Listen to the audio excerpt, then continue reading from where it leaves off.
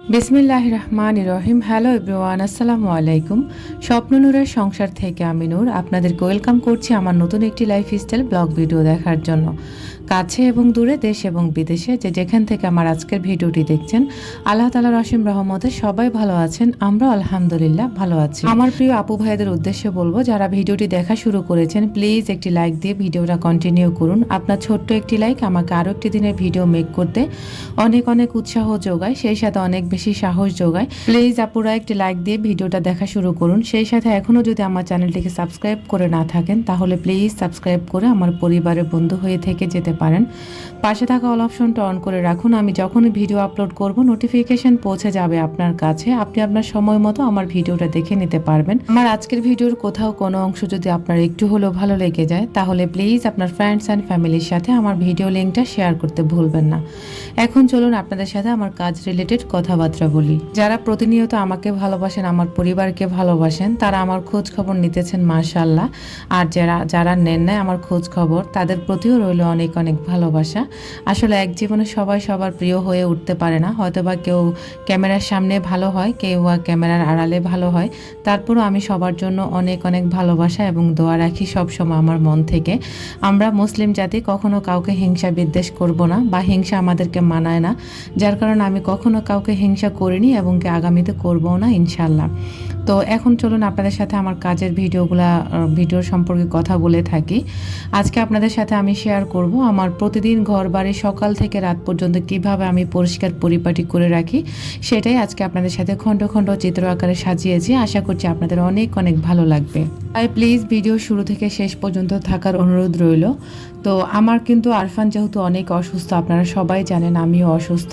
তো আরফানের ভিডিওগুলো আমি আপনাদের সাথে ইনশাল্লাহ শেয়ার করব, কিন্তু আমার খুবই গুরুত্বপূর্ণ কিছু ভিডিও ক্লিপ বাকি আছে, সে কারণে আমি আপনাদের সাথে আরফানের অসুস্থতার ভিডিওগুলো শেয়ার করছি না। তবে ইনশাল্লাহ আমি সেটাও আপনাদের সাথে খুব তাড়াতাড়ি শেয়ার করব। আপনারা অনেকেই আমাকে প্রায় সময় কমেন্ট করেন যে আপনি যে ঘর গোছান বাচ্চারা কি এলোমেলো করে না, তো আবার বলেন যে আপনি সারাদিন কিভাবে এত পরিপাটি করে রাখেন। তো আমরা যেহেতু বাচ্চার মায়েরা আছি সবাই কিন্তু কম বেশি জানি। আমার 2টা বাচ্চা, অনেক আপুদের 3টা 4টা বাচ্চা আছে মাশাআল্লাহ।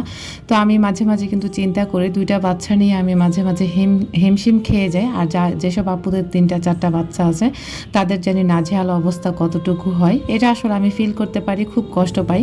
আর যেসব আপুরা দূর দূরান্ত থেকে কমেন্ট করেন, সাধারণ দর্শক আছেন আমার আপুরা, তারাও কিন্তু আমাকে এই কমেন্টসগুলো বেশি করে থাকেন।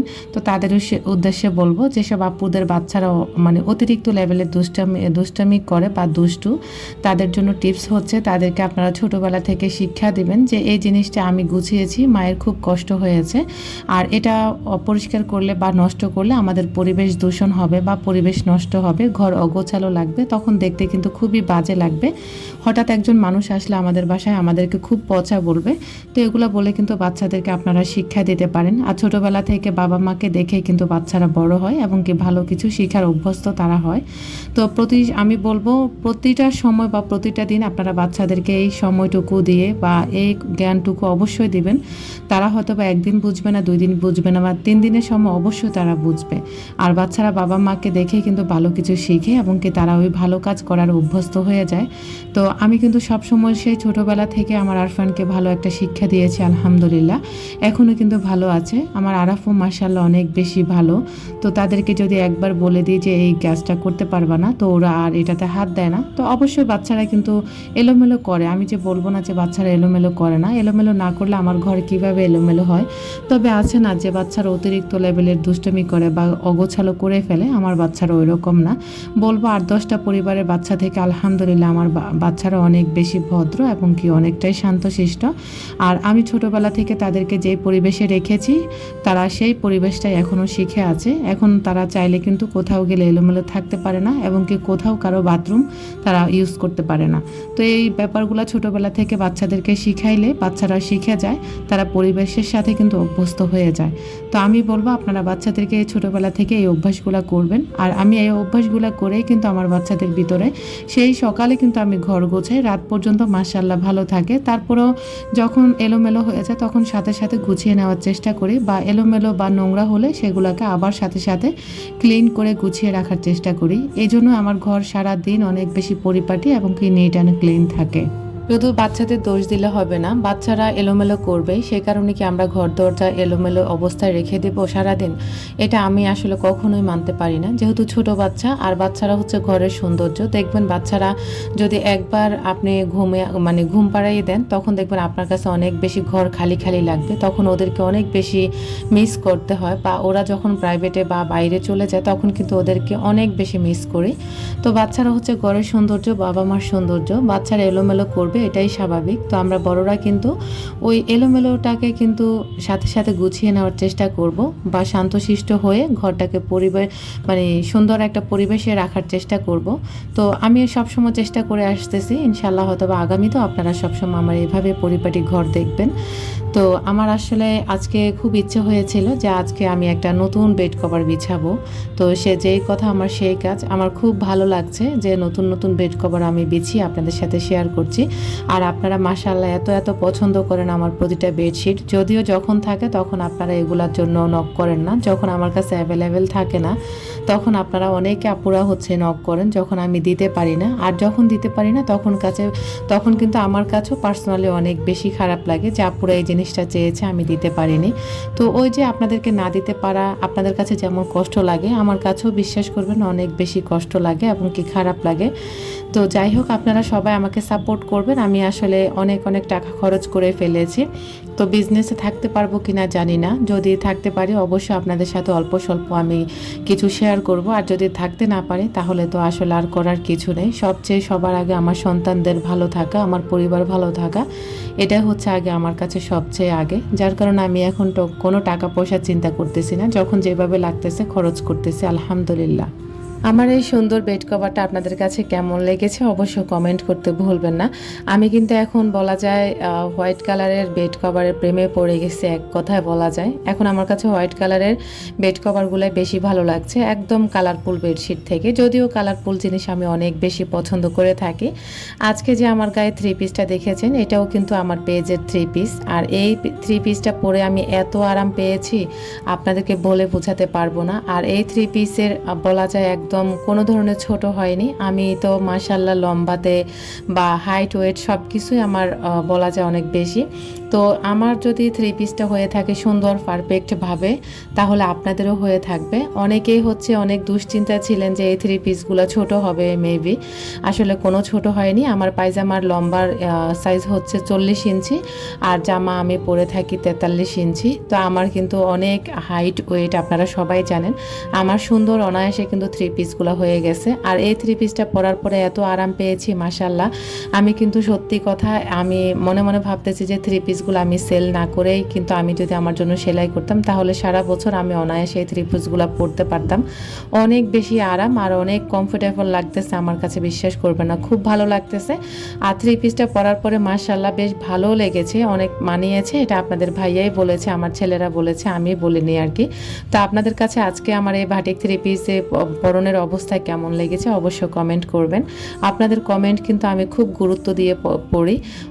আমি অনেক অনেক ব্যস্ততা, অনেক অনেক মন খারাপের নিয়েও কিন্তু আপনাদের সাথে আমি আপনাদের কমেন্টগুলোর গুরুত্ব নিয়ে হচ্ছে রিপ্লাই করে থাকি। আপনারা আপনাদের মূল্যবান সময় ব্যয় করে কিন্তু আমার ভিডিওগুলো দেখেন এবং কি লম্বা লম্বা কমেন্ট করেন। আমি পার্সোনালি বিশ্বাস করবেন না আপনাদের কমেন্টকে অনেক বেশি প্রায়োরিটি দিয়ে থাকি। যত ব্যস্ততায় থাকি না কেন আমি আপনাদের কমেন্টের রিপ্লাই করার চেষ্টা করি। ইনশাল্লাহ আমি আগামীতে যদি আরও বেশি হচ্ছে বড় হয়ে যায়, আমার চ্যানেলটা বড় হয়, তখনও কিন্তু আমি সারা জীবন চেষ্টা করব আপনাদের সাথে আমার কমেন্টের রিপ্লাইটা দেওয়ার জন্য। এখন চলুন, একজন আপু কমেন্ট করেছেন রেহানা ইসলাম আইডি থেকে। আপু বলেছেন আমার খাটের এই রুমের এই জায়গাটা এত ছোট, আমি কিভাবে আসা যাওয়া করি। তো আপুর উদ্দেশ্যে দেখিয়ে দিয়েছি কিভাবে আমি আসা যাওয়া করি। তো একটু কষ্ট হয় আসলে, তারপরেও কিছু করার নেই, যেহেতু আমার ছোট একটা ফ্ল্যাট, এর থেকে বড় ফ্ল্যাটে যাওয়ার মতো আমার অ্যাবিলিটি নেই বা সামর্থ্য নেই। যদি আল্লাহ তাআলা কখনো সামর্থ্য দেন তাহলে ইনশাল্লাহ বাসা চেঞ্জ করব। বাসাটা আমার কাছে মোটামুটি ভালো লাগে, তবে কিচেন আর বা এই ছোট একটা রুমের কারণে ভালো লাগে না, আর অনেক বেশি উপরে, সেই কারণেও চিন্তাতে আছি। তো যাই হোক, আপনারা সবাই দোয়া করবেন আমি যেন এই বাসাটাতে সহি সালামতে আমার পরিবারকে নিয়ে থাকতে পারি। আপনাদের সাথে কথা বলতে বলতে কিন্তু আমি পুরো ঘরটাকে গুছিয়ে ফেলেছি। আর বলা যায় একদম পরিপাটি সংসার আমার পছন্দ, যার কারণে আমি সব সময় চেষ্টা করি আমি আমার সাধ্যের ভিতরে সুখে থাকার চেষ্টা করে থাকি, যাতে করে বাইরে থেকে আমাকে কখনো কোনো মানুষ দেখে বুঝতে না পারে যে আমি অভাবী একজন মানুষ বা আমার সংসারে অভাব আছে। তারপর আল্লাহ মাফ করুক, আলহামদুলিল্লাহ আল্লাহ তাআলা যেভাবে চালাচ্ছেন, যেভাবে রেখেছেন, আলহামদুলিল্লাহ আমি যেভাবে আছি সেটা আরও 5জন মানুষের স্বপ্ন হয়তো বা হতে পারে। আমি কখনো আমার উপরে যারা আছে তাদেরকে ফলো করে, যারা আমার নিচে আছে নিচু লেভেলে, আমি তাদের দিকে তাকিয়ে থাকি যে তারা আমার থেকে কত খারাপ অবস্থানে আছেন। তখন ওই খারাপ মানুষগুলোকে দেখলে কিন্তু, খারাপ অবস্থানের মানুষগুলোকে দেখলে কিন্তু অনেক বেশি রিয়েলাইজ করে থাকি। আলহামদুলিল্লাহ এখন এই যে আমি পুরোটা ঘর গুছিয়ে নিয়েছি। আর আরফান আরাফ কিন্তু অলরেডি ওরা শুয়ে পড়েছে। এখন দুপুর বাজে প্রায় 2টা 10-20 এরকমই হবে। তো এদিক দিয়ে হচ্ছে আরফানকে কিন্তু ডাক্তারে পুরোটা বেড রেস্টে দিয়েছে। আর ওই যে আরফানের যে অসুস্থতার ভিডিও, সেটা আমি আপনাদের সাথে ইনশাল্লাহ বলেছিলাম না যে আমার গুরুত্বপূর্ণ একটা ভিডিও ক্লিপ আছে, ওইটা করার পরে তারপরে আমি আপনাদের সাথে আরফানের পুরো আপডেট আপনাদের সাথে ইনশাল্লাহ শেয়ার করব। এখন ওরা দুই ভাই হচ্ছে রেস্টে গেছে, আর আমি এদিক দিয়ে হচ্ছে ওদেরকে আগে ভাত খাওয়াই দিছি, ভাত খাইয়ে আমি হচ্ছে ওদেরকে শোয়াই দিছি। আমার কিন্তু এখনও কাজ শেষ হয় নাই, কারণ আজকে আমি অনেক লেট করে কিন্তু কাজ ধরেছি। সকালবেলা আমি অনেকটাই অসুস্থ ছিলাম, তারপরে প্রায় 10টা বাজে হচ্ছে আমি কাজ ধরেছি। কিছুক্ষণ আমি রেস্টে নিয়েছি এবং কি মেডিসিন খেয়েছি, তারপর কিন্তু আমি রান্না বান্না করেছি। আর যেসব আপুরা হচ্ছে ঘর গুছিয়ে রাখতে পারেন না সারাদিন, তাদের জন্য সহজ কিছু টিপস বলে দিই।